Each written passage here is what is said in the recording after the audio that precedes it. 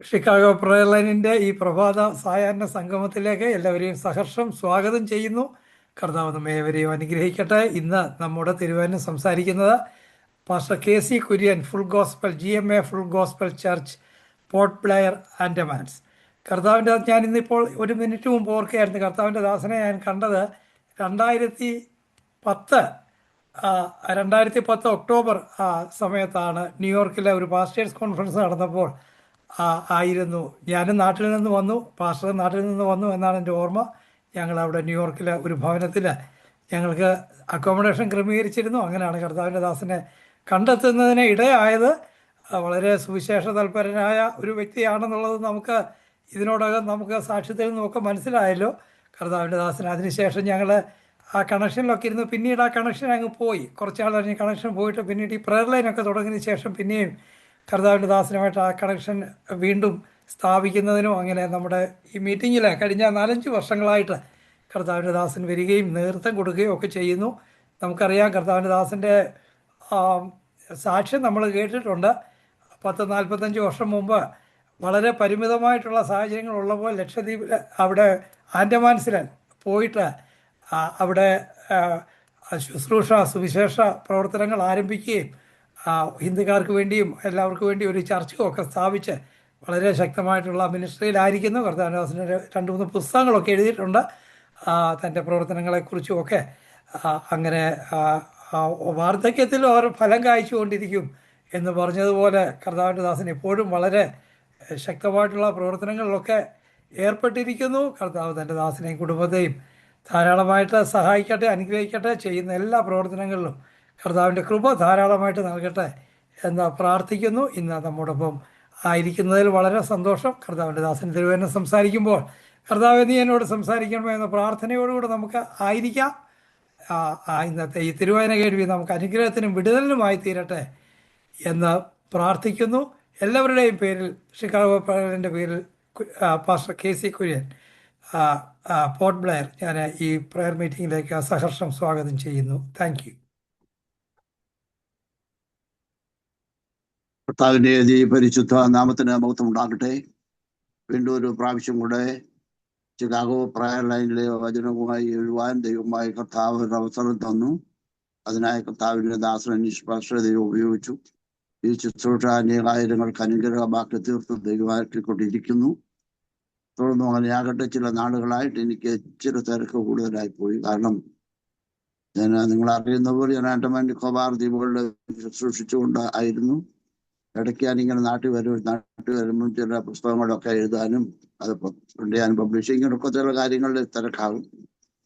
എന്നാൽ കഴിഞ്ഞ 10 മാസം മുമ്പ് ഞങ്ങളുടെ കൂടെ പ്രവർത്തിച്ച ദൈവദാസൻ സുഖമില്ലാതെ ട്രീറ്റ്മെന്റിനായി പോകേണ്ടി വന്നുകൊണ്ട് ഞാൻ ഓടി ആൻഡമാൻസിൽ പോകേണ്ടി വന്നു. അങ്ങനെ 9 മാസം ആൻഡമാൻസിലായിരുന്നു. വീണ്ടും അവിടെ പോയി ദൈവകൃപയ്ക്ക് അനുസരിച്ച് ശുശ്രൂഷിപ്പാനിടയായി.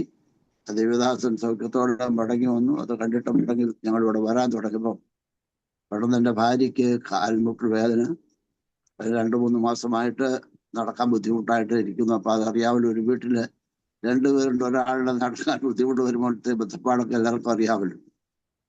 അപ്പം അവിടെ നിന്നോട് മരണമൊക്കെ പാക്ക് ചെയ്ത് നടക്കാൻ പോയാൽ ആളിനെ കൊണ്ടുവരാൻ പിന്നെ അവിടെ പലവിധ ബന്ധപ്പാടുകളായിരുന്നു. അങ്ങനെ ഇവിടെ വന്നപ്പം, കേരളത്തിൽ വന്നപ്പോൾ ഉണ്ട് പിറ്റേ ദിവസത്തോട്ട് വെള്ളപ്പൊക്കം, കറണ്ടുമില്ല, വെള്ളവുമില്ല, അങ്ങനത്തെ സാഹചര്യം. അപ്പൊ ഈ വിധമായ എല്ലാ സാഹചര്യങ്ങളിലും കർത്താവ് കൂടെ ഇരുന്നപ്പോൾ വെള്ളമെല്ലാം മാറി. ഇപ്പോഴാണ് അനീഷ് പാസ്റ്റർ വിളിച്ചത്. ഞാൻ എല്ലാ ബുധനാഴ്ചയും പ്രയർ ലൈനിൽ കയറി പതിവ് ഉണ്ടായിരുന്നു. പക്ഷെ നേരം വേണ്ടേ, രാവിലെ എഴുന്നേറ്റ് വല്ലതൊക്കെ ഒന്ന് ചെയ്തു കൊടുക്കണ്ടേ. അങ്ങനെയായിരുന്നു. എന്നാൽ ഇന്ന് ഇങ്ങനെ അവസരം ദൈവം തന്നതോർത്ത് നിങ്ങളുടെ ദൈവത്തിന് സ്തോത്രം ചെയ്യുകയാണ്.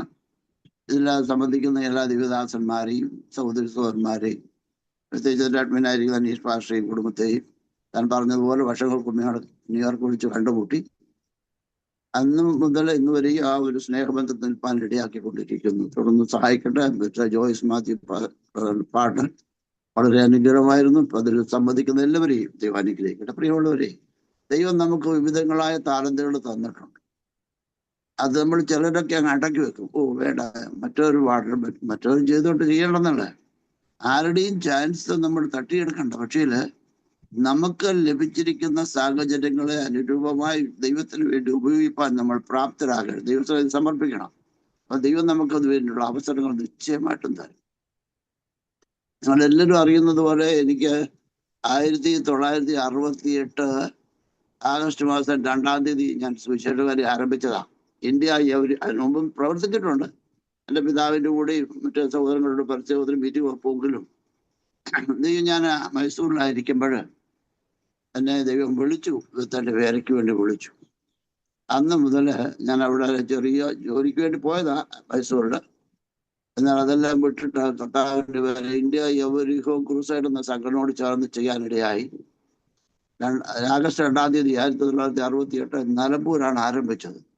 അങ്ങനെ മലബാർ, തമിഴ്നാട്, ആന്ധ്ര, കേരളത്തിലെ എല്ലാ വലിയ പ്രധാനപ്പെട്ട സിറ്റികളിലുള്ള വീടുകളിൽ കയറി, ഓരോരുത്തർ വീടുകളിൽ കയറി, ഒരു വീടും വിടാതെ, ആരുടെയും ഭാഷാ വ്യത്യാസമോ മതവ്യത്യാസം കൂടാതെ വീടുകളിൽ കയറി സുവിശേഷം അറിയിപ്പാൻ ദൈവം ഒരു അവസരം തന്നു. അതൊരു വലിയ ഭാഗ്യമാണ്. നന്മ സുവിശേഷിക്കുന്നവരുടെ കാൽ പർവ്വതങ്ങളുടെ അത്ര മനോഹരം. പഞ്ചായത്തിൽ നിന്ന് ഞങ്ങൾ 6 പേര് ഒരു ഗ്രാമത്തിൽ ചെല്ലും. പഞ്ചായത്തിൽ നിന്ന് പെർമിഷൻ മേടിക്കും, മാപ്പ് മേടിക്കും. എന്നിട്ട് ഓരോ വീടും വിടാതെ 2 പേര് വീതം പോയി സുവിശേഷം അറിയിച്ചു. അങ്ങനെ ഇരിക്കുമ്പോഴാണ് ദൈവം എന്നെ ആൻഡമാൻസിലേക്ക് അയച്ചത്. ദ്വീപുകളുടെ ഹോവയുടെ വചനത്തിനായിട്ട് കാത്തിരിക്കുന്നു എന്ന ഒരു വചനം എനിക്ക് കിട്ടി. അങ്ങനെ ദൈവം എന്നോട് സംസാരിച്ച അനവധി വചനങ്ങളുണ്ട്. അതെല്ലാം ഞാൻ മാർക്ക് ചെയ്തിട്ട് ഡേറ്റ് എഴുതി വെച്ചിട്ടുണ്ട്. എനിക്ക് അത് തന്നെ ഒരു പുസ്തകമാക്കിയാലും അനേകർക്ക് അത് പ്രയോജനകരമാകുമെന്ന് എനിക്കറിയാം. നമ്മളോട് സംസാരിക്കുന്ന ദൈവം ഈ വചനത്തിലൂടെയാണ് സംസാരിക്കുന്നത്. പലരും പറയും ഇനി ദൈവം എന്നോട് സംസാരിച്ചില്ല. ദൈവം സംസാരിച്ചു, നമ്മളത് കേൾക്കാൻ കാതുകൾ തുറന്നാൽ മതി. ദൈവത്തിന്റെ വചനത്തിന്റെ ശബ്ദം കേട്ടവന്റെ ആജ്ഞ അനുസരിക്കുന്ന വീരന്മാരായിരിക്കണം നമ്മൾ. ഇന്നൊരു അല്പസമയത്തെ ചിന്തയ്ക്കായി ലൂക്കോസിന്റെ സുവിശേഷം 9-ാമത്തെ അധ്യായം അതിന്റെ 29-ാമത്തെ വാക്യമാണ്. പ്രത്യേകിച്ച് ഇനിയിപ്പോ ഈ വേദപുസ്തകത്തിൽ നല്ല വേറെ വാക്യങ്ങളൊന്നുമില്ല പ്രസംഗിക്കാൻ. ഈ ഓൺലൈനിൽ തുടങ്ങിയെടുത്ത വർഷങ്ങളായി അനേക ദൈവദാസന്മാർ പ്രസംഗിക്കുന്നൊക്കെ വേദപുസ്തകത്തിൽ നിന്ന്. അപ്പം ഈ വചനം നിങ്ങളൊരു പക്ഷേ മിക്കവാറും കേട്ടിട്ടുള്ള വചനങ്ങൾ തന്നെ ആയിരിക്കാം. നിങ്ങൾ പ്രാർത്ഥനയോടുകൂടി ആയിരിക്കുക. ദൈവം നമ്മളെ സഹായിക്കട്ടെ. ലൂക്കോസിന്റെ സുവിശേഷം 9-ാം അധ്യായം 29-ാം വാക്യത്തിൽ ഇങ്ങനെ വായിക്കുന്നു: അവൻ പ്രാർത്ഥിക്കുമ്പോൾ മുഖത്തിന്റെ ഭാവം മാറി ഉടുപ്പ് മിന്നുന്ന വെള്ളയായി തീർന്നു. പ്രാർത്ഥിക്കുമ്പോൾ ഉണ്ടാകുന്ന വ്യത്യസ്തമായിട്ടുള്ള ചില കാര്യങ്ങളാണ് ഇവിടെ കാണുന്നത്. നമ്മളൊക്കെ പ്രാർത്ഥിക്കുന്നുണ്ട്, പ്രാർത്ഥന ദൈവം കേൾക്കുന്നുണ്ട്. അതിൻ്റെ ഉത്തരവാണ് നമ്മളൊക്കെ ആയിരിക്കുന്നത്. ഇവിടെ കഴിഞ്ഞ 52 വർഷമായി ആൻഡമാൻ നിക്കോബാർ ദ്വീപുകളിൽ ചെറിയവരോടും വലിയവരോടും സാക്ഷ്യം പറയുവാൻ, വിവിധ മാധ്യമങ്ങളിലൂടെ സുവിശേഷം അറിയിപ്പാൻ, എത്രായിരം ബൈബിൾ വിതരണം ചെയ്തു, 13 ഭാഷകൾ എത്രായിരം ബൈബിൾ വിതരണം ചെയ്ത് ഞാൻ കണക്കൊന്നും വെച്ചിട്ടില്ല, കൊടുത്തിട്ടുണ്ട്. നിക്കോബാറി ഭാഷയിൽ തന്നെ 15,000 ബൈബിളധികം ബൈബിൾ കൊണ്ട് അത് ഒരുമിച്ച് കൊടുത്തു. ബാക്കിയെല്ലാം എന്താണെന്നറിയാം, ഞാൻ പ്രസംഗിക്കുന്നതും നിങ്ങൾ ഇതുവരെ പ്രസംഗിച്ചതും കഴിഞ്ഞ ആഴ്ച പ്രസംഗിച്ചതും ഇന്നലെ പ്രസംഗിച്ചതും നിങ്ങൾ കേട്ടു. ഇപ്പൊ എന്താ ചിന്തിച്ചു, കഴിഞ്ഞ ഞായറാഴ്ച നിങ്ങൾ ആരാധിക്കാൻ പോയ സഭയിലെ പാസ്റ്റർ പ്രസംഗിച്ച പ്രസംഗം എന്താണെന്ന് നിങ്ങളാരും ഓർക്കുന്നവർ വളരെ ചുരുക്കമായിരിക്കും. കാരണം മറന്നുപോകും. അതേസമയത്ത് 23-ാം സങ്കീർത്തനം ഒന്ന് പറയാൻ പറഞ്ഞാൽ എല്ലാവർക്കും അറിയാം, പ്രായം കുറഞ്ഞവർക്കും കൂടുതൽക്കും ഒക്കെ അറിയാം. കാരണം എന്താ, അതെ പണ്ട് ദാവീദ് ഹീബ്രുവിൽ എഴുതുന്ന, നമ്മളെങ്ങനെ മലയാളികൾ പറയുന്നത്, അതാ എഴുതി വെച്ചാലുള്ള ഗുണം. ഞാൻ നിങ്ങളോട് വീണ്ടും ഓർമ്മിപ്പിക്കുകയാണ്, ദൈവം നിങ്ങളെ നടത്തിയ വഴികൾ, നല്ല നല്ല അനുഭവ സാക്ഷ്യങ്ങൾ നിങ്ങൾ എഴുതി വെക്കണം. എഴുതി വരും. ഇപ്പൊ എല്ലാവർക്കും എഴുതുവാനും എഴുതുപോലും വേണം, പറഞ്ഞാൽ മതി, അവർ ടൈപ്പ് ചെയ്ത് നിങ്ങളുടെ കൈ കിട്ടും. അത് നിങ്ങളുടെ സ്വന്തക്കാർക്ക് ബന്ധുക്കൾക്ക് അയച്ചു കൊടുക്കണം. ഇന്നല്ലെങ്കിൽ നാളെ അത് പ്രയോജനകരമാകും നിശ്ചയമായിട്ടും. അങ്ങനെയാണ് ദൈവത്തിന്റെ വചനം ആൻഡമാൻ നിക്കോബാർ ദ്വീപുകളിൽ വിവിധ മാധ്യമങ്ങളിലൂടെ ഈ ഭാഷകളൊക്കെ പ്രചരിപ്പിക്കാനിടയായി. അങ്ങനെ ദൈവം എന്നെ നടത്തി. ഞാൻ മിഷണറി ആയിട്ട് പ്രവർത്തിച്ചു. ഞങ്ങളുടെ മലയാള സഭയിൽ അംഗമായിരുന്ന ആ സഭയോട് ചേർത്ത് പ്രവർത്തിച്ചു. വളരെ ആത്മാക്കളെ നേടുവാൻ ഇടയാക്കി. പിന്നെ കർത്താവിനോട് പറഞ്ഞു, ഹിന്ദിക്കാരുടെ പൊതുഭാഷ ഹിന്ദിക്കാരുടെ പ്രവർത്തിക്കാൻ പറഞ്ഞു. ഞാൻ ഹിന്ദിക്കാരുടെ പ്രവർത്തിച്ചുകൊണ്ടിരിക്കുക. അവിടുത്തെ പൊതുഭാഷ അതാ. അനേകം രക്ഷിക്കപ്പെടാനിടയായി. ഇപ്പൊ എനിക്ക് വയസ്സ് 78ആയി. എന്നാൽ ഈ പഴയ പോലെ ഓടാനുള്ള ബലം ഇപ്പൊ പോരാ. എന്നാൽ എൻ്റെ മനസ്സിൽ എന്താ പറയുക, കഴിഞ്ഞ കാലങ്ങൾ ചെയ്ത ശുശ്രൂഷയ്ക്ക് വേണ്ടി ഞാൻ പ്രാർത്ഥിക്കുക. വീണ്ടും ഒരു പ്രാവശ്യം കൊണ്ട് ആൻഡമാൻസിൽ പോയി കർത്താവിൻ്റെ വേല സഭയോട് ചേർന്ന് എൻ്റെ ശുശ്രൂഷയാൽ വന്ന സഭയോട് ചേർന്ന് അതൊരു പ്രത്യേക അനുഭവമായിരുന്നു കേട്ടോ. ഈ 9 മാസം എങ്ങനെ പോയെന്ന് എനിക്കറിയില്ല. ഒരാഴ്ച 4 പ്രസംഗം. ഓക്കെ, അത് കേൾക്കാൻ ആളുകൾ ഇങ്ങനെ മുഖം കേൾപ്പിച്ചിരിക്കും, കാത് കൂർപ്പിച്ചിരിക്കും. അല്ല, അവരുടെ ആത്മീയ പിതാവാണ് സംസാരിക്കുന്നത്. ഞാൻ എൻ്റെ ഹൃദയങ്ങൾ സന്തോഷം കൊണ്ട് ഞാൻ പറയുന്നു കേട്ടോ. നമ്മളൊക്കെ ഈ ആയുഷ്കാലം തീരുന്നതിന് മുന്നേ കർത്താവിന് വേണ്ടി ചേർത്ത് ചെയ്യണം. നമ്മൾ പ്രാർത്ഥിക്കുന്നു, ദൈവം ഉത്തരം വരണമെന്ന് നിങ്ങൾക്കറിയാം. എന്നാൽ പ്രാർത്ഥിക്കുമ്പോൾ നമ്മുടെ ജീവിതത്തിൽ വ്യത്യാസം ഉണ്ടാകണം. നിങ്ങളുടെ മുഖഭാവം മാറി ഉടുപ്പ് മിന്നുന്ന വെള്ളയായി തീർന്നു എന്ന് വായിക്കുന്നു. ഇത് യേശുക്രിസ്തുവിന്റെ പ്രാർത്ഥനയിൽ സംഭവിച്ച കാര്യമാണ്. എന്നാൽ യേശുക്രിസ്തുവിന്റെ മാത്രമല്ല, മറ്റ് സാധാരണപ്പെട്ട ആൾക്കാർ പ്രാർത്ഥിച്ചും അങ്ങനെ തന്നെ സംഭവിച്ചിട്ടുള്ള പല കാര്യങ്ങൾ ബൈബിളിൽ വായിക്കുന്നുണ്ട്. ഞാൻ മുൻപ് പറഞ്ഞതാണെങ്കിൽ പറയുകയാണ്, ഞാൻ മരണത്തെ നേരിൽ കണ്ട അനവധി സന്ദർഭങ്ങളുണ്ട്. കടലിൽ മുങ്ങിപ്പോകേണ്ട ആവശ്യം സകലരും പല പ്രാവശ്യം ഉണ്ടായി. വള്ളത്തേല പോയ കടലോരത്തൂടെ പോകുന്നതെങ്കിലും കടലിൽ വീണാൽ ഇപ്പൊ ഓരോന്ന് പറഞ്ഞാൽ തീരെ ഓരത്തൂടല്ലോ. അപ്പൊ 23 പേരുള്ള കപ്പലിൽ ആ വള്ളത്തെ ഒറ്റ ഇഞ്ചിനുള്ള വള്ളത്തെ വേറെ വഴിയില്ല, യാത്രയ്ക്ക് വഴിയില്ലാത്തതുകൊണ്ട് പോയതാ. കൈ ഉയർത്തി ഭയപ്പെട്ടു പോയി ഞാൻ മറ്റുള്ളവർക്ക് വേണ്ടി കൂടെ യേശുവിന്റെ നാമത്തിൽ കാറ്റ് അടങ്ങ് കടലെ ശാന്തമാക്കാൻ ബംഗാൾ ഉൾക്കടലിനെ സൃഷ്ടിച്ച ദൈവമേ സൗഖ്യം വിട്ടുവിക്കണമെന്ന് പ്രാർത്ഥിച്ചപ്പോഴ് കടലടങ്ങിയപ്പോഴ് ഈ അധികാരം ആർക്കാണ് കിട്ടുന്നത്? നമുക്കേ ഉള്ളൂ. മറ്റുള്ള 23 പേരില് 4 കന്യാസ്ത്രീകളുണ്ട്. അവരും ക്രിസ്ത്യാനികളാണ്. അവർ കൊന്തയെടുത്ത് ചൊല്ലുന്നത് ഞാൻ കണ്ടു. പക്ഷെ എനിക്ക് തന്നെ അധികാരപ്രകാരം കർത്താവിന്റെ നാമത്തിൽ ഭയപ്പെട്ടു പോയെങ്കിലും ഞാൻ പ്രാർത്ഥിച്ചപ്പോൾ കടൽ അടങ്ങിയെന്ന് പറഞ്ഞാൽ എന്റെ കഴിവല്ലല്ലോ. അപ്പൊ നമ്മുടെ എല്ലാവരുടെയും 23 പേരും വെള്ളം കുടിച്ച് ചാകും, മുതലേ ശവശരീരം വലിച്ചുകൊണ്ട് പോകുന്ന പേടിച്ചിരിക്കുന്ന ആൾക്കാര് എല്ലാവരും കൂട്ടം നിലവിളിക്കുമ്പോൾ നമുക്കൊരു ദൈവമുണ്ട്, പ്രാർത്ഥന കേൾക്കുന്നൊരു ദൈവം. അപ്പൊ നമ്മുടെ മുഖം പ്രകാശമായതോടെ ഇന്നും ഞാൻ ഇവിടെ ആയിരിക്കുന്നത്. ഞാനും ഭയപ്പെട്ടു പോയി കേട്ടോ, അതൊക്കെ വിശദമായിട്ട് പറയാൻ നേരമില്ല. അപ്പോൾ നമ്മുടെ ജീവിതയാത്രയിൽ ഇങ്ങനെ അനവധി സന്ദർഭങ്ങൾ ഉണ്ടായിട്ടുണ്ട്, ഇനിയും ഉണ്ടാകാൻ സാധ്യതയുണ്ട്. കാരണം അങ്ങനൊരു ലോകമാണ്, അങ്ങനെ ലോകത്തിലാണ് നമ്മൾ പാർക്കുന്നത്. ദൈവമക്കൾക്ക് വിരോധമാണ് പിശാച്. നമുക്ക് വേണ്ടി പിശാച് 7 മടങ്ങ് ചൂള വർദ്ധിപ്പിക്കും. അതുകൊണ്ട് കഷ്ടതയില്ലാത്തൊരു ക്രിസ്തീയ ജീവിതമൊന്നുമില്ല. കഷ്ടതയുണ്ട്. ആ സമയത്തും കഷ്ടങ്ങളിൽ ദൈവം നമ്മുടെ സംഗീതവും പോലും കഷ്ടങ്ങളിൽ അവന് ഏറ്റവും അടുത്ത തുണയാണ്. യേശു പ്രാർത്ഥിച്ചതുപോലെ ഉള്ള ഒരു വ്യക്തിയെ കുറിച്ച് നമ്മൾ ചുരുക്കിയ സമയമല്ലേ ഉള്ളത്. ചുരുക്കമായിട്ട് ചില കാര്യങ്ങൾ നിങ്ങളെ ഓർമ്മിപ്പിക്കാൻ ആഗ്രഹിക്കുന്നു. നമുക്ക് എല്ലാവർക്കും അറിയാവുന്നതാണ് എസ്തേറിന്റെ പുസ്തകം. അവിടെ എന്താ വായിക്കുന്നതെന്ന് അറിയാമോ? എസ്തേറിന്റെ പുസ്തകത്തിൽ വായിക്കുന്നത് ഒരു ചരിത്രമാണ്. ഒരു ഒരു ഒരു യഹൂദ സ്ത്രീയായ എസ്തേർ ഒരു അന്യജാതിക്കാരനായ രാജാവിന് ഭാര്യയായി. എന്നാൽ ആ രാജാവിന് 127 സംസ്ഥാനങ്ങളുണ്ട്. അത്ര വലിയൊരു രാജ്യത്തിന്റെ ഭരണാധികാരിയായിരുന്ന എസ്തേറിന്റെ ആ രാജ്യത്ത് അഹശ്വേരോശിന്റെ രാജ്യത്തുണ്ടായ യഹൂദന്മാർക്കുണ്ടായ മഹാകഷ്ടത്തിൽ നിന്ന് പ്രാർത്ഥനയാൽ ലഭിച്ച ഒരു ജയത്തെക്കുറിച്ച് ചുരുക്കം ചില കാര്യങ്ങൾ ഞാൻ നിങ്ങളെ ഓർമ്മിപ്പിക്കാൻ ആഗ്രഹിക്കുക. എസ്തേർ ഉപവസിച്ചു നമ്മൾ വായിക്കുന്നു. എസ്തേറിന്റെ പുസ്തകത്തിൽ നമ്മൾ വായിക്കുന്നു 4-ാം അധ്യായത്തിൽ എസ്തേർ ഉപവസിച്ചത് ഭർത്താവിന്റെ അടുക്കൽ ഒന്ന് ചെല്ലാനുള്ള പെർമിഷന് വേണ്ടിയാ. ഭർത്താവ് രാജാവാണ്, അവിടെ ചെല്ലാനുള്ള ഒരു പെർമിഷന് വേണ്ടിയാണ് ഉപവസിച്ചത്. 3 ദിവസം വെള്ളം കുടിക്കുകയോ ഭക്ഷണം കഴിക്കുകയോ ചെയ്തില്ല. മൊർദെഖായിയുടെ നിർബന്ധപ്രകാരം അല്ല, പറഞ്ഞതനുസരിച്ച് ചെയ്തതാ. ആകയാൽ പ്രാർത്ഥന ഉപവാസം എന്നൊക്കെ നമ്മൾക്ക് പറയുന്നത് ഇന്ന് പഴയ പോലുള്ള ഉപവാസമൊന്നും ഇല്ല, പലർക്കും ഇല്ല. കാരണം പലരും രോഗികളാ. സമയത്ത് കഴിച്ചില്ലെങ്കിൽ വിറയ്ക്കാനും കുലുക്കാനും ഒക്കെ തുടങ്ങുന്നത് കൊണ്ട് പലരും ഉപവാസത്തിന് പോകുന്നതിനൊപ്പിച്ച് കഴിക്കും, വന്നു കഴിഞ്ഞ് കഴിക്കും. അങ്ങനെ കഴിക്കുന്നവരുണ്ട്, അല്ലാതെ ഫുള്ള് ഉപവസിക്കുന്നവരും ഉണ്ട്. അവർക്കായിട്ട് സ്തോത്രം. ഏതായാലും ഒരു കാര്യം ഞാൻ പറയാം, നമുക്ക് എല്ലാവർക്കും ഒരേ ഒരു ജീവനേ ഉള്ളൂ, ഒരേ ഒരു ആയുസ്സേ ഉള്ളൂ. ഈ ആയുസ് നാം ദൈവത്തിന് വേണ്ടി എന്തെങ്കിലും ചെയ്യുക. ആരോഗ്യമുള്ളപ്പോൾ ചെയ്യുക, നമുക്കതിന് സാമ്പത്തികം ഉള്ളപ്പോൾ ചെയ്യുക, ഉള്ളത് കൊടുക്കുക, ചെയ്യുക, നാം പോയി ചെയ്യുക. ഒരാത്മാവിനെങ്കിലും നേടുന്നുള്ള ഒരു ബലം എൻ്റെ ഒരു ബാലാത്മാവിന് ഭൂലോകത്തേക്കുള്ള അധികമായ വിലയുണ്ട്. നമുക്ക് വീട് കിട്ടി, കാറ് കിട്ടി, അതെല്ലാം ഇവിടെ ഇട്ടേച്ചു പോകും. ആരും ഇതൊന്നും കൊണ്ടുപോകത്തില്ല. കോടീശ്വരന്മാർ ഇപ്പം അമേരിക്കയിൽ അയക്കുന്ന പലർക്കും നാട്ടിൽ കിടന്നിട്ട് വീടുണ്ട്, സ്ഥലം ഇഷ്ടം പോലെ കിടപ്പുണ്ട്, ആരും നോക്കാനില്ലാതെ പാവൽ കയറി കിടപ്പുണ്ട്. അതെന്താ വേണ്ടേ? അല്ല, അതിനേക്കാളും സുഖം അമേരിക്കയിലുള്ളതുകൊണ്ട് അവിടെ നിൽക്കുന്നു, അല്ലെങ്കിൽ സാഹചര്യം അങ്ങനെ നമ്മളെ ഇത് ചെയ്യുന്നു. അപ്പൊ ഇതൊന്നും കൊണ്ട് ആരും സ്വർഗത്തിൽ പോകില്ല. നമ്മൾ എന്തുകൊണ്ട് ഏതിനു വേണ്ടി പ്രാർത്ഥിക്കണം? ആത്മാക്കൾക്ക് വേണ്ടി പ്രാർത്ഥിക്കണം. നമ്മുടെ ആത്മാവ് നാം ഈ ലോകത്ത് വിട്ട് പോകുമ്പോൾ യേശു ചെയ്തതുപോലെ എൻ്റെ ആത്മാവ് പിതാവ് എൻ്റെ ആത്മാവിനെ തൃക്കൈയിൽ ഏൽപ്പിക്കുന്നു. ദൈവത്തിന്റെ കയ്യിൽ കൊടുത്തിട്ട് പോകണം. അതായത് സ്തഫാനോസ് വധക്കാനെയാ എൻ്റെ ആത്മാവിനെ തൃക്കൈയിൽ ഏൽപ്പിക്കും. നമ്മുടെ ആത്മാവ് ഭൂലോകത്തെക്കാൾ അധികം വലിയൊരു ആത്മാവാണ്.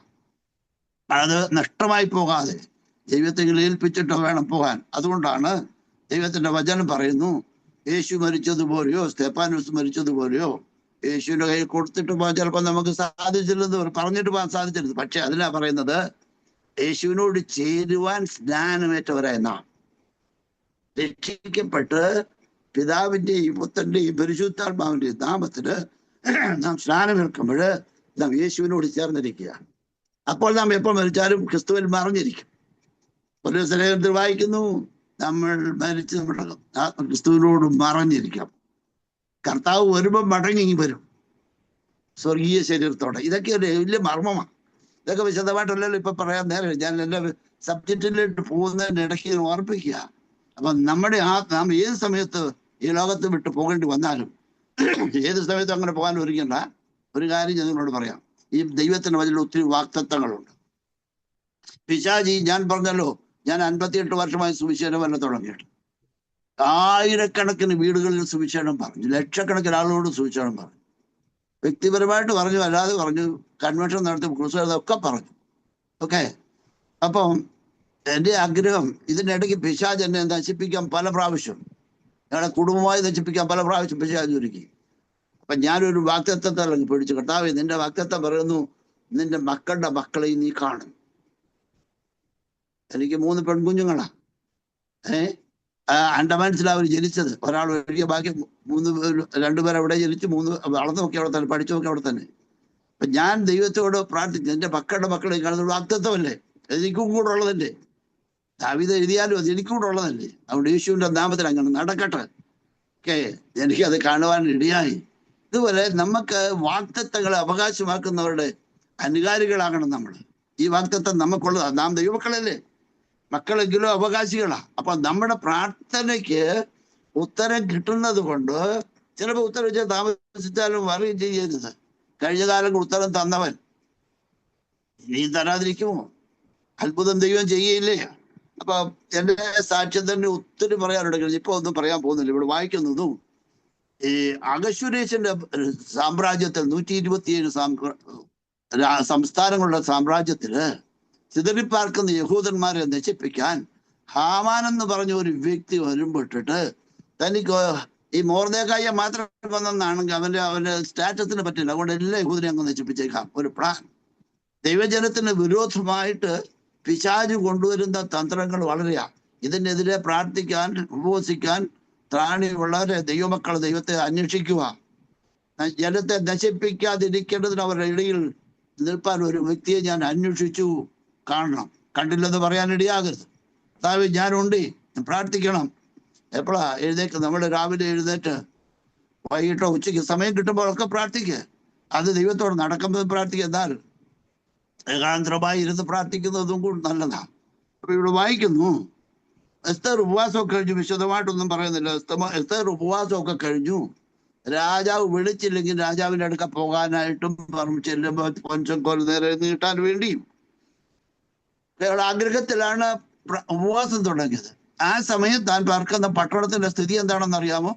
എസ്തറിന്റെ പുസ്തകം 3-ാം അധ്യായം 15-ാം വാക്യത്തില് രാജാവും ഹാമാനും കുടിപ്പാനിരുന്നു. ശൂഷൻ പട്ടണമോ കലങ്ങിപ്പോയ ഒരു പട്ടണത്തിൽ, കലങ്ങിപ്പോയ ഹൃദയത്തോടുകൂടി ഇരിക്കുന്ന ജനത്തിന് ഒരു വിടുതൽ ഏതെങ്കിലും വഴി ഉണ്ടാകുമെന്ന് ഓർത്ത് പ്രാർത്ഥിക്കാനായിട്ടാണ് പോകുന്നത്. അതിനുള്ള ക്രമീകരണത്തിന് വേണ്ടിയാണ് ആഗ്രഹിക്കുന്നത്. അത് രാജാവിന്റെ പെർമിഷൻ കിട്ടാൻ വേണ്ടിയാണ് പ്രാർത്ഥിക്കുന്നത്. രേഖ എഴുതിയിരിക്കുക. യഹൂദന്മാരെല്ലാം കൊന്ന് 127 സംസ്ഥാനങ്ങളോട് മരിച്ചേ പറ്റൂ, നശിപ്പിച്ചേ പറ്റൂ, നശിപ്പിക്കും. ഒരു സ്ത്രീ എന്തെടുക്കാനാ? എന്താ പ്രാർത്ഥനയുടെ വില? എന്താ പ്രാർത്ഥനയുടെ ശക്തി? അത് നമ്മൾ മനസ്സിലാക്കണം. നമ്മൾ ദൈവത്തോടൊന്ന്, കർത്താവേ എൻ്റെ കുഞ്ഞിനൊരു ജോലി കൊടുത്താൽ മതി, അവന് കഞ്ഞി കുടിക്കുക, അങ്ങനൊന്നും പ്രാർത്ഥിക്കരുത്. ദൈവം സമ്പന്നനാ, യാചിപ്പിരുന്നാലും കിട്ടും. എൻ്റെ കുഞ്ഞിന് ജോലി കൊടുക്കണം, അങ്ങനെയല്ല അവന് കഞ്ഞി കുടിച്ചു, അങ്ങനൊന്നുമല്ല. അവന് ധാരാളമായി ദൈവത്തിന് വേണ്ടി കൊടുക്കുവാനും എനിക്ക് ഞങ്ങൾ മാതാപിതാക്കന്മാർക്ക് സഹായിക്കാനും ഒക്കെയുള്ള അവസരം ഉണ്ടാകാൻ പ്രാർത്ഥിക്കണം. നമ്മൾ എങ്ങനെ പ്രാർത്ഥിക്കും അങ്ങനെ കിട്ടത്തുള്ളൂ. അങ്ങനെ ഞെരുങ്ങി ഒന്നും ദൈവത്തെ എത്ര കുറച്ച് കാണുമെന്നുണ്ട്. ആകാശത്തെയും ഭൂമിയും സൃഷ്ടിച്ച സകല ചരാചരങ്ങളിൽ പാലിക്കുന്ന ദൈവത്തിന്റെ കയ്യിലുണ്ട്. അവൻ രാജ്യം നമ്മൾ എത്ര യാചിച്ചാലും അവൻ അത് തരുവാൻ തയ്യാർ. ചിലപ്പോൾ ചോദിക്കുന്നതിലും നനയ്ക്കുന്നതിലും അത്യന്തം തരാൻ ദൈവം ശക്തനാണ്. അപ്പോഴ് രാജാവിന്റെ സന്നിധി ചെന്ന് എസ്തേർ പ്രാർത്ഥിച്ചപ്പോഴ് രാജാവ് ഒരു ഓഫർ ചെയ്തു. 7-ാം അധ്യായം 2-ാം വാക്യത്തിൽ ഇങ്ങനെ വായിക്കുന്നു, നിന്റെ അപേക്ഷ എന്ത് അത് നിനക്ക് ലഭിക്കും, നിന്റെ ആഗ്രഹം എന്ത് രാജ്യത്തിന്റെ പകുതിയോളമായാലും അത് നിവർത്തിച്ചു തരാമെന്ന് പറഞ്ഞു. നല്ലൊരു സാക്ഷ്യം. ഒരു ദിവസത്തെ 3 ദിവസത്തെ ഉപവാസം കൊണ്ട് എസ്തേർ ഓഫർ എന്താണെന്നറിയാമോ? രാജ്യത്തിന്റെ പകുതി, 127 സംസ്ഥാനങ്ങളുടെ പകുതി, 63.5 രാജ്യം. എസ്തേർ നല്ലൊരു സാക്ഷ്യം പള്ളിച്ചെന്ന് പറയാനുള്ളൂ. അയ്യോ, ദൈവനാമത്തിന് മഹത്വം ഉണ്ടാകട്ടെ, ഞാൻ ഒരു അനാഥപ്പെണ്ണായിരുന്നു, ദൈവകൃപയാൽ ഞാനിവിടെ രാജ്ഞിയായി, എനിക്ക് രാജാവ് 63.5 രാജ്യത്തിന്റെ അധികാരിയാക്കാൻ പോകുന്നു. അതിനാണോ ഉപസിച്ചേ? ഇതാ പിശാചിന്റെ ഓഫർ. അനേകർ കണ്ണുനീരോടെ പ്രാർത്ഥിച്ചിരുന്ന ഒരു കാലമുണ്ട്. ഇപ്പൊ ജോലിയായി, വീടായി, മക്കളായി, മരുമക്കളായി, ഇപ്പൊ പ്രാർത്ഥിക്കാൻ സമയമില്ലാതെ. ഇത് പിശാചിന്റെ ഓഫറാ. ഇപ്പൊ പ്രാർത്ഥന വിട്ട് രോഗിയായിക്ക പിന്നെ പ്രാർത്ഥിക്കത്തില്ല, പിന്നെ കിടന്നുകൊണ്ട് പ്രാർത്ഥിക്കും, പിന്നെ അങ്ങനെയൊക്കെ ഇങ്ങനെയൊക്കെ പ്രാർത്ഥനയ്ക്ക് മാത്രമേ ഉള്ളല്ലോ വിട്ടുവീഴ്ച ചെയ്യാൻ പറ്റുന്നത്. കഞ്ഞി വെക്കാതിരിക്കാൻ പറ്റത്തില്ലല്ലോ, റൊട്ടി ഉണ്ടാക്കാതിരിക്കാൻ, അതൊക്കെ ചെയ്യും. പ്രാർത്ഥന മാത്രം ഉഴപ്പിക്കരുത്. കാരണം എന്താ, ഇപ്പൊ സൗകര്യങ്ങളൊക്കെ ആയിപ്പോയി, പഴയ രീതിയൊക്കെ മാറിപ്പോയി. എസ്തേർ ഇത് മനസ്സിലാക്കി. രാജാവ് ഓഫർ ചെയ്തു, 63.5 രാജ്യം നിനക്ക് തരാം, നിന്റെ അപേക്ഷ എന്തായാലും തരാം. അതല്ല നമ്മൾ പ്രാർത്ഥിച്ചത്. പ്രിയമുള്ളവരെ, ജോലി ആവശ്യമോ, വീട് ആവശ്യമോ, കാർ ആവശ്യമോ, മക്കളുടെ കാര്യം ആവശ്യമോ, വിവാഹം ആവശ്യമോ, മക്കൾക്ക് മക്കളുണ്ടാകണ ആവശ്യമോ, അവർ സെറ്റിൽ ആകേണ്ടത്, ഇതൊക്കെ ആവശ്യങ്ങളാണെങ്കിലും നമുക്കൊരു ലക്ഷ്യമുണ്ടാകണം. എന്തിനു വേണ്ടി ഞാൻ ഇറങ്ങി? എനിക്ക് വല്ല വിധേനയും മരിച്ചവിടെയുള്ള പുനരുത്ഥാനം പ്രാപിക്കണം. ഫിലിപ്പിയർലേഖനം 3:9 പൗലോസ് പറയുക, വല്ല വിധേനയും. അതെ, നമുക്ക് നിത്യതയിൽ എത്തണം, അത് നമ്മുടെ ലക്ഷ്യമാണ്. നിത്യത നാം പോകുന്നപ്പോൾ തന്നെ നമ്മളുടെ ചിലർ കൂടെ കൊണ്ടുപോകാനായിട്ട് നമ്മൾ ക്രമീകരണം ചെയ്യണം. അതിനുവേണ്ടി പ്രാർത്ഥിക്കണം. കലങ്ങി കിടക്കുന്ന ശൂഷൻ പട്ടണത്തിൽ ഉപവസിച്ച് പ്രാർത്ഥിച്ചപ്പം രാജാവ് 63.5 രാജ്യം എസ്തേർ ഓഫർ ചെയ്തു. അതുകൊണ്ട് എസ്തേർ തൃപ്തിയായില്ല. പിന്നെയും രാജാവിന്റെ അടുക്കൽ ചെന്ന് പിന്നെയും ചെന്നു ഹാമാനെയും രാജാവിനെയും ഭക്ഷണത്തിന് വിളിച്ചു. രാജാവ് അതേ ഓഫർ തന്നെ പിന്നെയും വെച്ചു. അങ്ങനെ 2 പ്രാവശ്യം രാജാവ് പറഞ്ഞു. എന്നാൽ എസ്തേർ പറഞ്ഞില്ല, എന്റെ ജനത്തെ എനിക്ക് തരണം. ഈ അവസ്ഥ, ഈ ശൂഷൻ പട്ടണത്തിൽ പാർക്കുന്ന മൊർദെഖായിയുടെ സ്ഥിതി ആയിരുന്നു എന്നുള്ളത് 4-ാം അധ്യായം 1-ാം വാക്യത്തിൽ വായിക്കുന്നു. സംഭവിച്ചതൊക്കെയും അറിഞ്ഞപ്പോൾ മൊർദെഖായി വസ്ത്രം കീറി ചാക്കുശീല ധരിച്ചു, ചാരം വാരി ഇട്ടും കൊണ്ട് പട്ടണത്തോട് നടുവിൽ ചെന്ന് വേദനയോടെ അത്യുച്ചത്തിൽ നിലവിളിക്കുന്നു. ഒരു അങ്കിള്, ഉപവസിക്കുന്ന ഒരു സഹോദരി, 2 പേരും ഒരേ വിഷയത്തിന് വേണ്ടിയാ പ്രാർത്ഥിക്കുക. 2 പേർ ഐക്യബന്ധപ്പെട്ട് എന്ത് യാചിച്ചാലും നമുക്ക് പ്രാർത്ഥനയുണ്ട്, ഐക്യമത്യമില്ല. ഐക്യമത്യം ഇല്ലെന്നല്ല, ഉണ്ടാകണം. ഞാൻ തീർത്ത് പറയുന്നില്ലെന്നുണ്ട്. പല സഭകളിലുമില്ല. പിശാചത് തകർത്ത് കളഞ്ഞു, പിശാചൊക്കെ മാറ്റിക്കളഞ്ഞു. നമുക്കത് മടങ്ങി വരണം. കർത്താവിന് വരവെടുത്തു. നിങ്ങൾ പാർക്കുന്ന രാജ്യത്തിന് വേണ്ടി പ്രാർത്ഥിക്കുക മാത്രമല്ല, പ്രവർത്തിക്കുകയും ചെയ്യണം. ഓക്കെ, അത് കഴിഞ്ഞ് നമുക്കറിയാം ഹാമാന്റെ മേലും അധികാരം. ഹാമാൻ മരിച്ചു, അതൊക്കെ ചരിത്രമൊക്കെ ധാരാളം അറിയാവുന്നവരാ. ഹാമാന്റെ കൊട്ടാരം മൊർദെഖായിക്ക് കിട്ടി. അങ്ങനെ രാജാവ് അവർക്ക് 2 പേരുടെ മുഖം പ്രസന്നമായി. ഞങ്ങളുടെ പ്രാർത്ഥന ദൈവം കേട്ടു, സന്തോഷം. അതിവിടെ തൃപ്തരായില്ല. 8-ാം അധ്യായത്തില് നമ്മൾ വായിക്കുന്ന ഒരു പ്രധാന കാര്യമുണ്ട്. അതിലിങ്ങനെ വായിക്കുന്നു, ഇനി ഈ വിടുതലിന്റെ സന്ദേശം 127 സംസ്ഥാനങ്ങളിൽ എത്തണം. എസ്തേറിന്റെ ആശയം എന്താ? എന്റെ ജനത്തെ എനിക്ക് തരണം. അതിനെന്താ പറ്റി? ഈ ഹാമാൻ അവരെ നശിപ്പിക്കാൻ ഓർഡർ എഴുതിയിരിക്കുന്നു. രാജാവ്, നീ ഒരു ഓർഡർ എഴുതിക്കോ.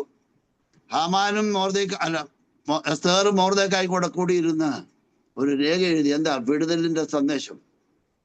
കലങ്ങിക്കിടക്കുന്ന ശൂഷൻ പട്ടണം മാത്രമല്ല, 127 സംസ്ഥാനങ്ങളിലും കലങ്ങിയ ഹൃദയവും മരണഭീതിയുമായി കഴിയുന്ന ലക്ഷക്കണക്കിന് യഹൂദന്മാരെ രക്ഷിക്കേണ്ടതിനായി വിടുതലിന്റെ സന്ദേശത്തിന് വേണ്ടി അവരെന്തോ ചെയ്തു? 8-ാം അധ്യായത്തിൽ ഇങ്ങനെ വായിക്കുന്നു, നിങ്ങൾക്ക് ബോധിച്ചതുപോലെ നിങ്ങൾ രാജാവിന്റെ നാമത്തിൽ യഹൂദന്മാർക്ക് വേണ്ടി എഴുതി രാജാവിന്റെ മോതിരം കൊണ്ട് മുദ്രയിടുകയും രാജനാമത്തിൽ എഴുതുകയും രാജമോതിരം കൊണ്ട് മുദ്രയിടുകയും ചെയ്ത രേഖയെ ദുർബലമാക്കുവാൻ ആർക്കും പാടില്ലല്ലോ. അങ്ങനെ ശിവാൻ മാസമായ 3-ാം മാസം 23-ാം തീയതി രാജാവിൻ രായസക്കാരെ വിളിച്ച് മൊർദെഖായി കൽപ്പിച്ചതുപോലൊക്കെ എഴുതി ഇന്ത്യ മുതൽ കൂശ് ദേശം വരെയുള്ള 127 സംസ്ഥാനങ്ങളിലെ രാജപ്രതിനിധികൾക്കും ദേശാധിപതികൾക്കും സംസ്ഥാന പ്രമുഖന്മാർക്കും അതാത് സംസ്ഥാനത്തിലെ അവിടുത്തെ ലിപിയിലും അതാത് ജാതിക്ക് അതാത് ഭാഷയിലും യഹൂദന്മാർക്കും അവരുടെ ലിപിയിലും ഭാഷയിലും എഴുതി അഗസ്വരീസ് രാജാവിന്റെ നാമത്തിൽ എഴുതിച്ച് രാജമുദ്ര കൊണ്ട് മുദ്രയുടെ ലേഖനങ്ങള് രാജാവിന്റെ അശ്വഗണത്തിൽ വളർന്ന രാജകാര്യത്തിൽ ഉപയോഗിക്കുന്ന കുതിരകളുടെ പുറത്തു കയറി ഓടിക്കുന്ന സന്ദേശവാഹകരുടെ കൈവശം കൊടുത്തയച്ചു. നമുക്ക് ഉപവാസ പ്രാർത്ഥന കഴിഞ്ഞിട്ട് ഇനി അടുത്ത മാസം ഒടുവിലേ ഉള്ളൂ ഉപവാസ പ്രാർത്ഥന എന്ന് പറഞ്ഞ് അവർ അങ്ങനെ അടങ്ങിയിരുന്നില്ല. ഉപവാസ പ്രാർത്ഥന കഴിഞ്ഞ് അവർ ആക്ഷൻ പ്ലാൻ ഉണ്ടാക്കി. എന്തുവാ?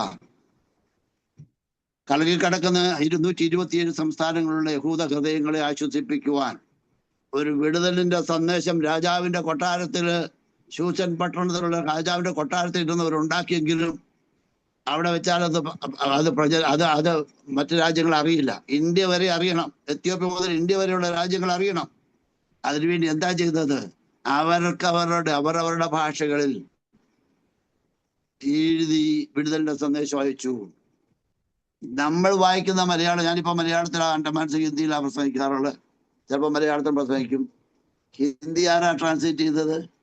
മലയാളം ആരാ ഭാഷാന്തരം ചെയ്തത്? മലയാളികളാരുമല്ല, ഹിന്ദിക്കാരും നമ്മുടെ സ്വന്തം ഇന്ത്യക്കാരുമല്ല. വില്യം കേറി വന്ന് ഹിന്ദി ഭാഷാന്തരം ചെയ്യുക. 40 ഭാഷകളിൽ ആ മനുഷ്യൻ ഭാഷാന്തരം ചെയ്തു. അതുപോലെ തന്നെ മലയാളം ബെഞ്ചമിൻ ബെയ്ലി വന്നത് ചെയ്തു. നാം അത് വായിക്കുന്നു. സന്തോഷിപ്പിച്ച ഒരു വാക്യം, ഞായറാഴ്ച എഴുന്നേറ്റ് സാക്ഷി പറയുമ്പോൾ എന്നെ സന്തോഷിപ്പിച്ച ഒരു വാക്യം. ഇതുവരെ ബൈബിൾ മൊത്തം വായിച്ചവരെ വളരെ ചുരുക്കമാണ്. വിശ്വാസികൾ പോലും ഉൽപ്പത്തി വായിക്കാന്ന് കുറച്ച് പേര് വരുമ്പോൾ അത് ഇട്ടിട്ടങ്ങ് പോകും. ദൈവത്തെ അവിടെ മനായപ്പാണത്തെ രാപ്പകൽ ധ്യാനിക്കുന്ന മനുഷ്യൻ ഭാഗ്യവാനാണ്. ഓക്കെ, ഞാൻ പെട്ടെന്ന് പോട്ട്. ഇതാ ഇവിടെ വായിക്കുന്നു. അതാത് രാജ്യങ്ങൾക്ക് ഹിന്ദിക്കാർക്ക് ഹിന്ദിയില്, മലയാളികൾക്ക് മലയാളി, തെലുങ്കർക്ക് തെലുങ്കിൽ എഴുതി രാജാവിന്റെ ഓർഡർ അനുസരിച്ച് ഓർഡർ ഉണ്ടാക്കി വിടുതലിന്റെ സന്ദേശം.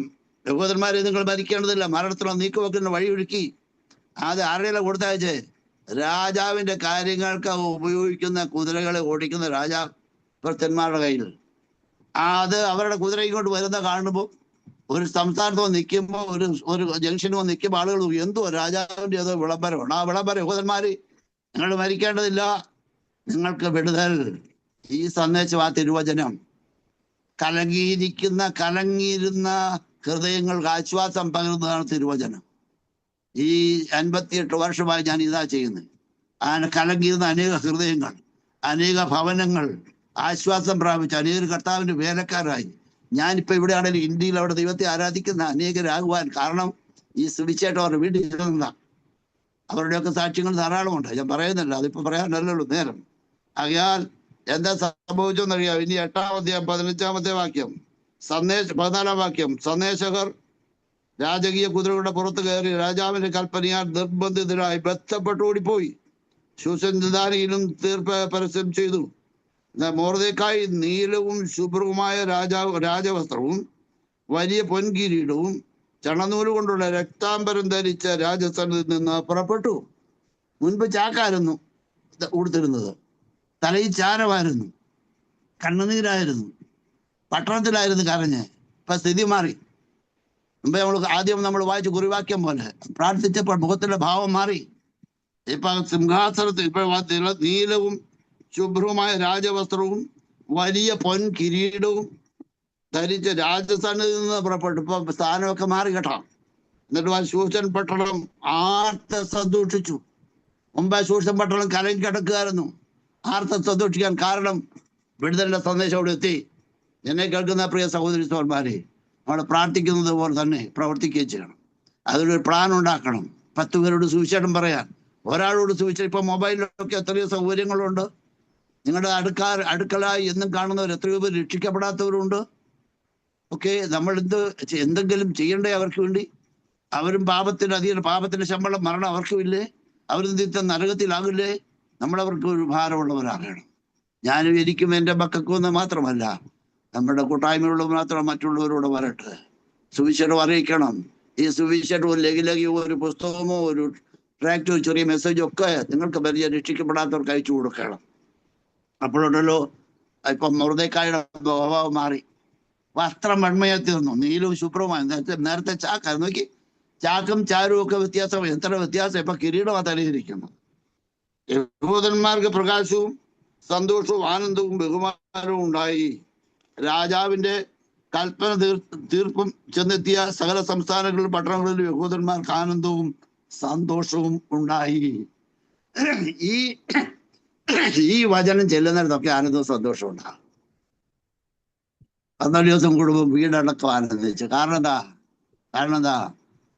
ഈ സൂചനത്തിൻ്റെതാ. കാരഗൃഹ പ്രമാണി തന്നെത്താൻ മരിക്കാനിരുന്ന ആത്മഹത്യ ചെയ്യാറുണ്ട്. അവന്റെ അടുക്ക പൗലോസ് പറഞ്ഞു, നിനക്ക് ദോഷമൊന്നും ചെയ്യണ്ട, ഞങ്ങളെല്ലാരും ഇവിടെ ഉണ്ട്. കർത്താവായ യേശുക്രിസ്തു വിശ്വസിക്കുന്ന നീ നിന്റെ കുടുംബം രക്ഷ പ്രാപിക്കും. പ്രിയമുള്ളവരെ, നാം എത്ര ഭാഗ്യവാന്മാർ! ഞാൻ പ്രാർത്ഥിച്ച എത്രയോ അനുഭവങ്ങൾ നിങ്ങൾക്കൊക്കെ പറയാൻ കാണും. നിങ്ങളുടെ മുഖഭാവം മാറിയത്, നിങ്ങളുടെ രക്ഷ, നമ്മുടെ വസ്ത്രം, രക്ഷ എന്ന വസ്ത്രം ഇനിയും എന്താ പറയുന്നത്, തിളങ്ങണം, മിന്നുന്നതാകണം. പണ്ട് രക്ഷിക്കപ്പെട്ടു, എത്ര വർഷം, അത് നല്ല കാര്യം. അന്ന് രക്ഷിക്കപ്പെട്ടോണ്ടല്ലോ ഇത് ഇരിക്കുന്നത്, നല്ല കാര്യം. അത് പിന്നെയും വളരണം. രക്ഷ, സന്തോഷം വർദ്ധിക്കണം. രക്ഷയുടെ സന്തോഷം, അവിധമായ രക്ഷയുടെ സന്തോഷം എനിക്ക് തിരികെ തരണം. നമ്മൾ രക്ഷിക്കപ്പെട്ടവർക്ക് മറ്റുള്ളവരെ കുറിച്ചുള്ള ആത്മഭാരം ഉണ്ടാകത്തുള്ളൂ. മൊർദെഖായി എസ്തേറിനോട് രാജാവ് ചോദിച്ചു, രാജ്യത്തിന്റെ പകുതിയല്ല പിന്നത്, ലോകം മുഴുവൻ നശിച്ചു പോകുന്ന ആത്മാക്കളെ രക്ഷയിലേക്ക് കൊണ്ടുവരുവാൻ കർത്താവ് എന്നെ എടുത്ത് ഉപയോഗിക്കണമേ. ഈ ജീവന്റെ വചനം പ്രമാണിച്ചുകൊണ്ട് ഇത് അവരുടെ പ്രചാരകരായി തീരുവാൻ ദൈവം ഈ പ്രാർത്ഥന സംഭവിക്കുന്നു. എല്ലാവർക്കും ഇടയാക്കട്ടെ. ഞങ്ങളെ ഓർത്ത് പ്രാർത്ഥിക്കുന്നു. ആൻഡമാൻ നിക്കോബാർ ദ്വീപുകളെ ഓർത്ത് നിങ്ങൾ പ്രാർത്ഥിക്കുന്നുണ്ട്. ഇന്ത്യ ഓർത്ത് പ്രാർത്ഥിക്കുക. ലോകം മുഴുവൻ പ്രതികൂലങ്ങളൊക്കെ ഉണ്ടെന്നേ, അടിപിടി അവിടെ ഒക്കെ കിട്ടുന്നുണ്ട്. അതൊക്കെ മാറും. നമ്മുടെ കർത്താവ് രാജ്യത്തെ പ്രാപിക്കാൻ വരുന്നു. അവൻ ലോകത്തെ ഭരിക്കുമ്പോൾ, നീതിയോടെ ഭരിക്കുമ്പോൾ, അടിപിടി നിങ്ങളെ പീഡിപ്പിച്ചവർക്ക് പീഡയും പീഡ അനുഭവിക്കും. നിങ്ങൾക്ക് അവനോട് നിത്യജീവനും പ്രാപിക്കാം. അപ്പോൾ അവൻ പ്രാർത്ഥിച്ചപ്പോൾ മുഖത്തിന്റെ ഭാവം മാറി, വസ്ത്രം വെണ്മയായി തീർന്നു. മൊർദെഖായിക്ക് സംഭവിച്ചതുപോലെ, എസ്തറിന് സംഭവിച്ചതുപോലെ നമുക്ക് എല്ലാവർക്കും ഉണ്ടാകട്ടെ. ദൈവനാമത്തിന് വേണ്ടി ആവോളം അധ്വാനിക്കാം. അനീഷ് ഭാഷ കുടുംബത്തെ ദൈവം അനുഗ്രഹിക്കും. മറ്റു ദൈവദാസന്മാരെ അനുഗ്രഹിക്കട്ടെ. ഞങ്ങളുടെ അവസരം തന്ന ദൈവദാസന് നന്ദി പറഞ്ഞുകൊണ്ടിരിക്കുന്നു. വീണ്ടും നാം കാണും വരെ ദൈവകവിയിൽ നമ്മുടെ ദൈവം പരിപാലിക്കുമാറാകട്ടെ. ആമേൻ. Praise the lord, praise the lord. ദൈവനാമം മഹത്വപ്പെടട്ടെ. ഞാൻ 1-2 വാചകങ്ങൾ പറഞ്ഞതിന് ശേഷം AK രാജൻ പാസ്റ്റർ പ്രാർത്ഥിച്ച് രാജകുട്ടി പാസ്റ്റർ ആശീർവാദം പറഞ്ഞ് നമ്മുടെ ഈ മീറ്റിംഗ് ഇവിടെ പൂർണ്ണമാക്കുന്നതാണ്. പ്രിയമുള്ളവരെ, എത്ര അനുഗ്രഹിക്കപ്പെട്ട ദൈവവചനമാണ് നമ്മൾ കേട്ടത്. ഈ വാചകങ്ങളും വാക്യങ്ങളും ഒക്കെ നമുക്കെല്ലാവരും എത്രയോ ചെറുപ്പം മുതലേ നമ്മൾ വായിക്കുന്നതാണ്.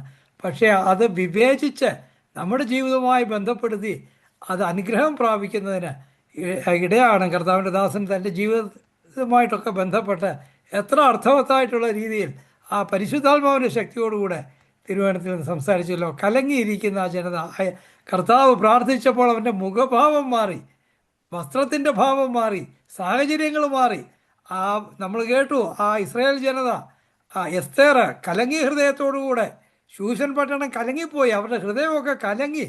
അവർ ഉപവസിച്ച് പ്രാർത്ഥിക്കുകയാണ്. പ്രിയമുള്ളവരെ, നമ്മുടെ ജീവിതത്തിൽ ആ കലക്കത്തിൻ്റെ അനുഭവമുണ്ട്. നമ്മുടെ ഹൃദയവും ശരീരവും മനസ്സും ഒക്കെ കലങ്ങി ഇനി എന്തു ചെയ്യും, എങ്ങനെയാണ്, ജീവിതം തന്നെ മടുത്തു എന്നുള്ള സാഹചര്യത്തിലൊക്കെ ഇരിക്കുന്ന അനേക ആളുകളെ നമുക്ക് കാണാം. നമുക്ക് തന്നെ നമ്മുടെ ജീവിതത്തിൽ പലപ്പോഴും മടുപ്പുണ്ടായി എന്താണെന്നൊക്കെ നമ്മൾ വളരെ നിരാശയോടുകൂടിയൊക്കെ ആയിത്തീരുന്ന സാഹചര്യങ്ങളുണ്ട്. എന്നാൽ അവർ പ്രാർത്ഥിച്ചപ്പോൾ 3 ദിവസത്തെ പ്രാർത്ഥനയെ പ്രാർത്ഥിച്ചുള്ളൂ, ഒത്തിരി ഒന്നും പ്രാർത്ഥിച്ചില്ല. നമുക്കറിയാം കർത്താവിൻ്റെ ദാസന്മാർ പത്രോസും ഒക്കെ ഒരു വാചകങ്ങളാണ്. ഏലിയാവിൻ്റെ പ്രാർത്ഥന ഒരു വാചകമേ ഉള്ളായിരുന്നു. കർത്താവേ, ഞാൻ നിൻ്റെ ദാസനാണെന്ന് ഈ ജനം അറിയേണ്ടതിന് നീ ഒന്ന് പ്രവർത്തിക്കണം. ഒരു വാചകമേ ഉള്ളൂ. പത്രോസിൻ്റെ ഒക്കെ പ്രാർത്ഥന 1-2 വാചകങ്ങളേ ഉള്ളൂ. പക്ഷേ പ്രിയമുള്ളവരെ, അവർ 3 ദിവസം ഉപവസിച്ച് പ്രാർത്ഥിച്ചപ്പോൾ ആ പട്ടണത്തിൻ്റെ സാഹചര്യങ്ങൾ മാറി. കലങ്ങിയിരുന്ന ശൂശൻ പട്ടണം ആർത്തുല്ലസിച്ചു എന്നാണ് നമ്മൾ വായിക്കുന്നത്. തൻ്റെ ജീവന് വേണ്ടിയാ എന്തോ എസ്തേറും മൊർദെഖായും ഒക്കെ എന്തിനു വേണ്ടിയാണ് പ്രാർത്ഥിച്ച? അനുഗ്രഹം കിട്ടാനോ അല്ലെങ്കിൽ കർത്താവെ ഈ വലിയ അനുഗ്രഹത്തിന് വേണ്ടിയൊന്നുമല്ല പ്രാർത്ഥിച്ച്, തങ്ങളുടെ ജീവന് വേണ്ടിയാണ് പ്രാർത്ഥിച്ചത്. 3 ദിവസം കഴിയുമ്പോൾ തൻ്റെ ഞങ്ങളുടെ എല്ലാം ജീവനും വസ്തുക്കളും എല്ലാം കത്തി എരിഞ്ഞ് ചുട്ടരിച്ച് നശിപ്പിക്കുമെന്നുള്ള ആ ജീവന് വേണ്ടി അവർ പ്രാർത്ഥിച്ചത്. എന്നാൽ ജീവന് വേണ്ടി പ്രാർത്ഥിച്ച് ഉപസിച്ചപ്പോൾ എന്താണ് കിട്ടിയത്? മൊർദെഖായി എസ്തേറിന് എന്താണ് കിട്ടിയത്? രാജ്യത്തിൻ്റെ പകുതിയോളം. പ്രിയമുള്ളവരെ, അതെന്താണ്? ഒരു രാജ്യം ഒരു സാധാരണക്കാരന് കിട്ടുമോ?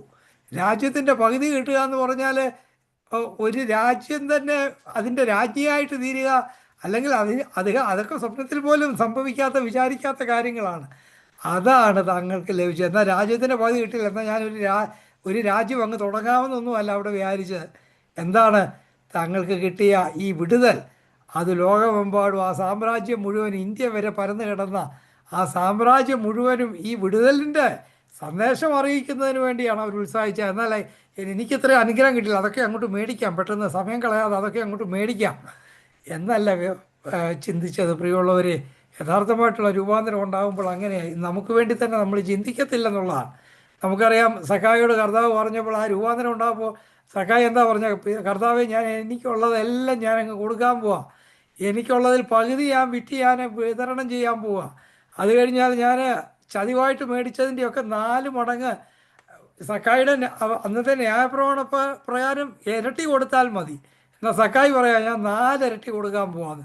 മിക്കവാറും സക്കായിക്ക് ഉണ്ടായിരുന്ന സമ്പത്തിൻ്റെ നല്ലൊരു ഭാഗം അന്യായമായിട്ട് മേടിച്ചതായിരിക്കണം. അപ്പോൾ ഇതെല്ലാം കൊടുത്തു കഴിഞ്ഞപ്പോൾ സക്കായി പാപ്പരായി തീർന്നിരിക്കാൻ സാധ്യതയുണ്ട്. എന്നാൽ അവൻ്റെ ഉള്ളിലുണ്ടായ ആ മഹാസന്തോഷം, ആ ദൈവരാജ്യത്തിൻ്റെ അവകാശിയാണ്. കർത്താവ് പറയാണ്, നീ ഇന്ന് അബ്രഹാമിൻ്റെ മോനായിത്തീർന്നു. മോനായിരുന്നു പേരുകൊണ്ട്, പക്ഷേ ഇന്ന് നീ ശരിക്കും ആയിത്തീർന്നു എന്നാണ് പറഞ്ഞത്. അതുകൊണ്ട് പ്രിയമുള്ളവരെ, ഈ ദൈവരാജ്യത്തിൻ്റെ മക്കളൊക്കെ ആയിത്തീരുമ്പോൾ ആ സന്തോഷം പറഞ്ഞറിയിക്കാനൊക്കത്തില്ല. ആ സന്തോഷം പിന്നെ ഈ ലോകത്തിലെ അനുഗ്രഹത്തിന് വേണ്ടിയുള്ള പ്രാർത്ഥനയൊക്കെ മാറും. ആ അനുഗ്രഹമല്ല പിന്നെ ആ സന്തോഷം. അതുകൊണ്ട് നമുക്ക് ആ വിടുതലിൻ്റെ സുവിശേഷം ലോകമെമ്പാടും അറിയിക്കുന്നതിന്, ആ വിടുതലില്ലാത്തവർക്ക് വിടുതലിൻ്റെ സുവിശേഷം പറയുന്നതിന്, കർത്താവ് പറഞ്ഞ പോലെ ബദ്ധന്മാർക്ക് വിടുതലും അന്ധകാരത്തിലിരിക്കുന്നവർക്ക് പ്രകാശവും പകരുന്ന ഈ സുവിശേഷം പകരുന്നതിന് വേണ്ടി നമ്മെ തന്നെ സമർപ്പിക്കാം. കർത്താവിൻ്റെ ദാസൻ എത്ര ശക്തമായിട്ട്, എത്ര മനോഹരമായിട്ട് തിരുവനന്തപുരത്തിൽ നിന്ന് സംസാരിച്ചു. താന് വാർദ്ധക്യത്തിലും ഫലം കായ്ക്കട്ടെ, താന് ചോരയും വിയർപ്പും ഒക്കെ കൊടുത്ത് വളർത്തിയ ആ ചർച്ച് ശക്തമായി മുന്നോട്ട് വരട്ടെ എന്ന് നമുക്ക് പ്രാർത്ഥിക്കാം. ഷിക്കാഗോ പ്രേരണയുടെ പേരിലുള്ള നിങ്ങളെല്ലാവരുടെയും പേരിലുള്ള സ്നേഹം, സന്തോഷം പ്രകാശിപ്പിക്കുന്നു. ആവശ്യമായ എല്ലാ നന്മകളും കർത്താവ് തൻ്റെ ദാസൻ്റെ മേലും കുടുംബത്തിൻ്റെ മേലും ആ ചർച്ചിൻ്റെ മേലും പകരട്ടെ. അതുപോലെ തന്നെ ആ ചർച്ചിൻ്റെ അസിസ്റ്റൻറ്റ് പാസ്റ്ററായിരിക്കുന്ന പാസ്റ്റർ അശോകൻ, നമുക്കറിയാം, നമ്മുടെ ഈ പ്രേരണ അദ്ദേഹത്തിൻ്റെ വൈഫ് 1.5 വർഷം മുമ്പ് തിരുവനന്തപുരം സംസാരിച്ചിരുന്നു. അദ്ദേഹം അസുഖവും ക്യാൻസറൊക്കെ ആയെങ്കിലും ഇത്രമാത്രം സൗഖ്യം കർത്താവ് നൽകി പരിപൂർണമായ സൗഖ്യത്തിൽ നിലനിൽക്കുന്നതിന് കർത്താവ് സഹായിക്കട്ടെ എന്ന് നമുക്ക് പ്രാർത്ഥിക്കാം. ഷിക്കാഗോ പ്രേരണൻ്റെ പേരിലുള്ള സ്നേഹം, സന്തോഷം, നന്ദി പ്രകാശിപ്പിക്കുന്നു. Thank U.